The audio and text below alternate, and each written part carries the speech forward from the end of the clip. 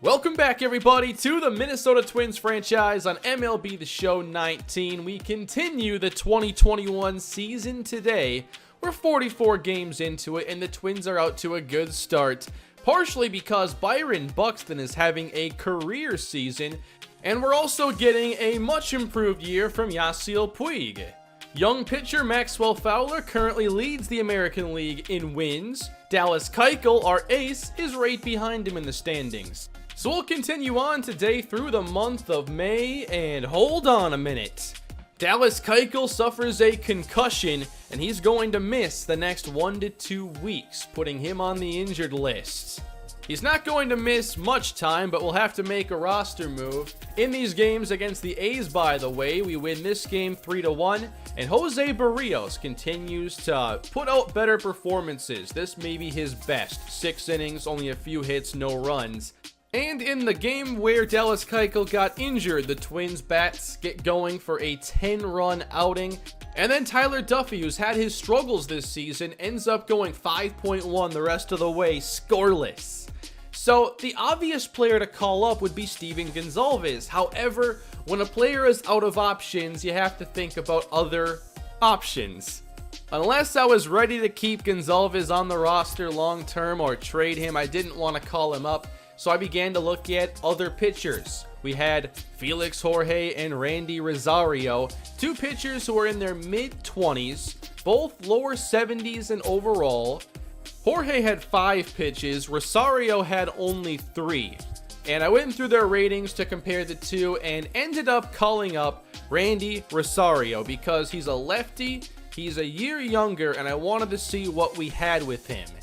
He also had a higher K per 9 than Felix Jorge, so Rosario, who's pitched well down at AAA this season, gets the call up, and he'll be taking on the Tampa Bay Rays in his first career start. Before we get there, here's a game against the Cubs, another team that's actually better than us record-wise, and we win this game 7-6 and get a nice 2-game sweep.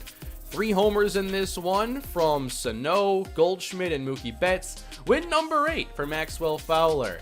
In this loss against Tampa Bay, the bullpen lets us down in the latter stages, and we get another good start from Jose Barrios. We'll take that. So let's get out to Target Field. Twins and the Rays, we're only a couple games ahead of them in the American League standings, and it's the debut for Randy Rosario. Depending on how long Keichel's injury lasts, he could make up to probably just 2 starts, couldn't see it going 3, and he doesn't have any options yet used. So opening the day against Kevin Kiermaier, first pitch is a 96-mile-per-hour fastball. If you only have 3 pitches, I think that fastball's got to be pretty good. He also throws a slider and a circle change. Here's a 3-1 pop-up for Sano. And the first batter Rosario faces is retired. Here's the Tampa Bay lineup with JD Martinez at the 3 spot, the big power bat. And a lot of players that I really don't know much about fill out the bottom of the lineup, but this is a pretty solid team as this one is sliced down the line. And then Lonnie Chisenhall decides to pull one down the right field line, also foul. 2-2, he'll foul off another one. 2-2 again from Rosario, and in there at 97, it's the fastball, and that was definitely hittable. There's the first strikeout in Rosario's major league career. And now he gets the luxury of facing one of the better power bats in the league. JD Martinez, .335 average on the season, and sent down the line in right. A lazy fly for Puig, ending a very good inning for Rosario. And who are the Twins facing? Jake Odorizzi. Still a Ray in this series, making his 11th start of the season. And here's Mookie Betts, just under 300 average and leading the Twins in home runs, which I did not expect to be the case. And he is set down on strikes to start with the big Odorizzi breaking ball. Yasiel Puig leads the Twins with a .337 average and connects on this breaking ball, left center field, deep, but catchable for Michael Taylor. That's it for the first inning as Rosario comes out for the second and facing Maurice Overton. The slider is low, falling behind, and outside ball 4. I felt like the control on the fastball early on wasn't really there, But here's a ground ball hit over to Sano, who had some trouble with it and likely cost them a double play opportunity. We'll talk a lot about Sano today and his early season struggles. Now it is 2 down, and Willie Adames hitting .276 flies out for Byron Buxton, who now all of a sudden is batting bottom 2, and Buxton laces a line drive into center, hitting .304 on the season. He's even working his way up the order now, batting 5th above Sano. Buxton takes off, he's in safely. Sano's hitting just .236, the worst average of our starters, and he's going to continue dropping in the order until this improves. Full count, and the breaking ball sails wide, putting 2 on for Minnesota, and a chance to do some damage for Jorge Polanco. It's a 1-0 count, breaking ball in the air to left center field, and Taylor is over to make the routine catch. Twins leave 2, and we go top 3. 2 strikes and a weak chopper up the line, basically a bunt, and Rosario's effort is not enough to retire Henry Busby. That brings up the 9-hitting Christopher Anderson. Rosario hits the outside corner and then gets Anderson to chase the slider. Got a 0-2 count. You think something good's about to happen, right? Well, you might have to wait a while. Anderson fouling off, fastball after fastball. Continuing, fighting off pitches. I was impressed that Rosario was able to keep finding the zone and to draw these swings, but I just wanted this at-bat to end. Payoff pitch again! Somehow not a double play. They definitely collided. I guess there was no tag, so 2 down. 2 strikes. Hoping for a quicker at-bat against Lonnie Chisenhall, but here's a line drive that gets through the middle. 2 aboard now for Tampa Bay in this long inning. J.D. Martinez next will send it out to right, and it is gone. A 3-run shot after we saw Christopher Anderson put together that long at-bat, and we couldn't even get that double play. The 0-2 to Chisenhall, really unlucky sequence for Minnesota and Rosario. So we go bottom 3 trailing now. Thank you, Mookie Betts, for the base hit. And now Puig with 2 down. We send Betts. Did not get the best jump, and we'll just have Puig lead off the 4th instead. Top 4, Rosario sees the pitch count now up to 65. That must have been like a 30-pitch 3rd inning or something. And he walks the leadoff batter, but Garver says, I got you this time. Caught stealing at second base. Now 2 down. 0-2 count to Willie Adames. Frozen with a circle change. I thought that we saw some good potential here out of Rosario. The 3-run home run obviously looks bad on the box score, but there were a lot of good at-bats for him. Puig, on the other hand, strikes out here in the 4th to lead off. That Odorizzi breaking ball can be tough if you're not sitting on it. It's only 72 miles per hour, so it's a pretty drastic difference between his fastball and the breaking ball. But Buxton connects on one, left up by Odorizzi. Goodbye! Byron Buxton's best season continues. Home run number 11. And we could see Byron Buxton really catapult himself to the top of our most valuable players. 3-1 game now. Miguel Sano's turn as Odorizzi went from throwing these high fastballs to just throwing low against Sano until he goes, about midway through the zone to get the strikeout, of course. In the 5th, Rosario trying to give us one more inning. That's on the ground. And routine for Gordon. And with 2 away, runner aboard. Chisenhall connects on one, hit deep to left, and Betts is over to put it away. Not too bad for Randy Rosario in his debut. Bottom 5, Minnesota. There's the breaking ball again. This time Odorizzi keeps it down. And the 2-2 in the air to center. Taylor over to make the catch. Through this point, we only saw 6 combined hits, and the Twins have to go to their bullpen, basically because of that 3rd inning that took forever. So Duffy trying to keep things moving in the right direction. Here's a tough at-bat facing Martinez, and a sharp grounder. Sano fields and fires to first to retire J.D. Martinez. Overton up again, 0-2, and the breaking ball, Tyler Duffy.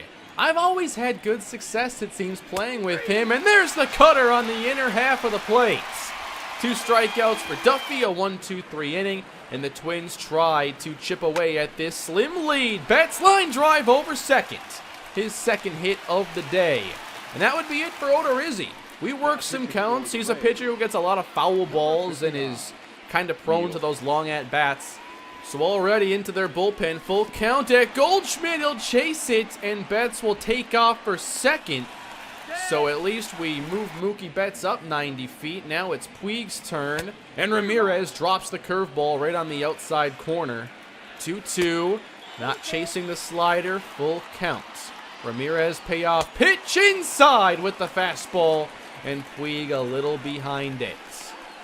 2 away from Michael Conforto, and fouling off a fastball left right over the middle. Count runs even. And Conforto's down on strikes. Ramirez gets 3 in a row after the Betts base hit. Very frustrating day for our batters. Still 3-1 in the 7th. There's a laser hit to Gordon for the lineout. Duffy trying to make it 2 good innings. Here's a runner taking off. Garver behind. So now in scoring position, 2-2. There's the cutter. Another strikeout for Tyler Duffy. I'd say he's back on track. But how about this offense? We need Miguel Sano. He hit 50 home runs last year. How far do we go without him having that season? This is sent to right field, and it stays fair. Bouncing into the corner. And Sano rounds first. That's what he needed right there, a stand-up double. Just something to get the offense going. Now Garver's a bit behind it. In the air to shallow right and caught. Now 2 away. And Polanco's turn as the pitch is outside. 3-0 for Jorge Polanco with 2 down. He gets the green light but keeps it on the ground. Routine out ends the 7th.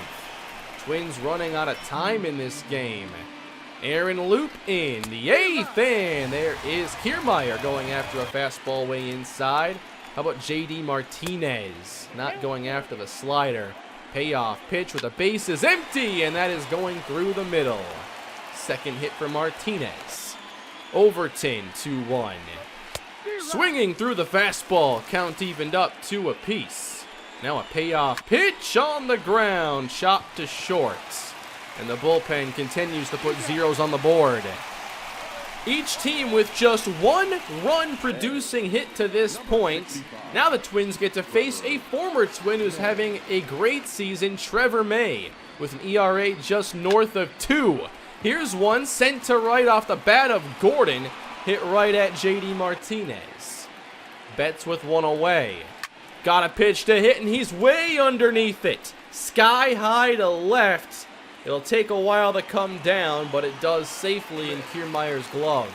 How about Goldschmidt? He'll go after the first pitch. Deep drive, right center field, and caught. I really feel like we let May get away with some there. None of those pitches were any good. So we go into the 9th, and Kevin Quackenbush has had his struggles this season. I was banking on him continuing his success, but he will come through to get the strikeout for us. At this point, I do regret trading Romero and keeping Quackenbush on the roster. I just feel like I was rewarding past success too much. But here's some of the old Kevin Quackenbush you remember from last season. He was one of our absolute best in the bullpen. Now we've got to go up against Ken Giles. In search of save number 14, he blows a fastball by Yasiel Puig at 98. 2-2 count, going after 1 low. Puig down on strikes, Twins down to their last 2 outs. Here's Michael Conforto. And the fastball inside is tough to catch up to. Another even count, and Conforto fights off the high fastball. Another 2-2 pitch is upstairs. Trying to get aboard one way or another. 3-2. And hammered out to left field. Conforto gives this one a ride. Way back.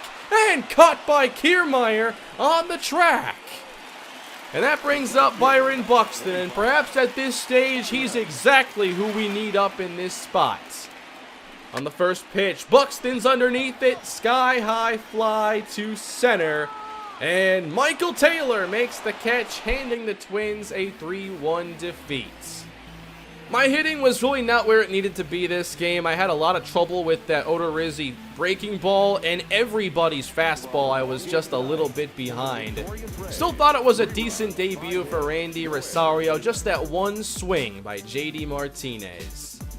So throughout the beginning of this series, I've talked about Miguel Sano's struggles, and for a while I wondered if they were also in the field because we've seen some bobbled pickups and an error, but he only has one error on the season, so his defense is not really worse, but his hitting certainly is. His ISO is over 100 points lower than a year ago, the K rate is up, his at-bat per home run is nearly double, and it's not normal now to see him hitting 236.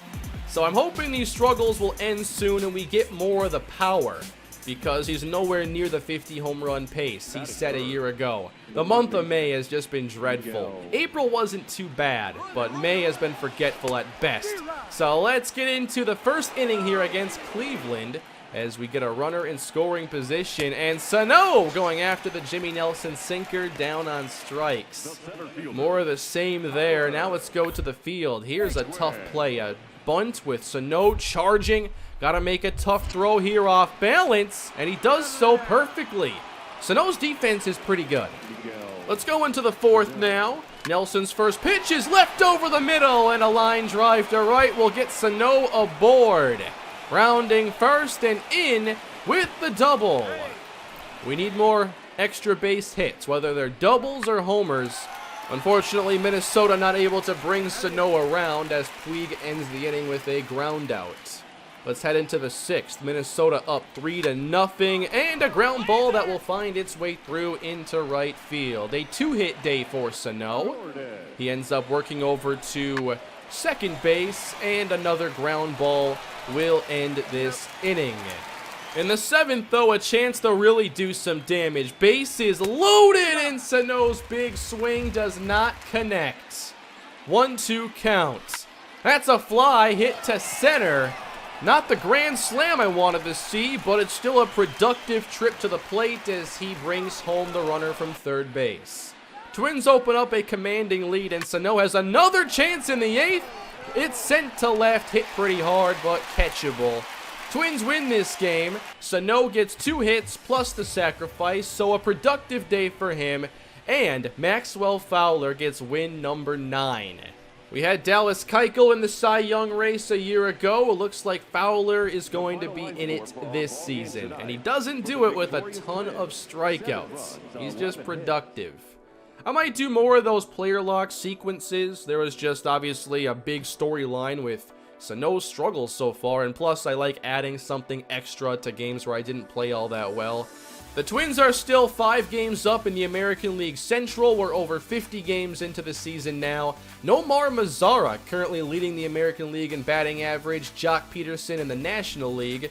Gabe Corona and George Springer, along with Mike Trout, all have 16 home runs. 3 players in the National League have more than them. Mookie Betts leads us in homers. He's on a 30-plus home run pace, which would be a career high for him.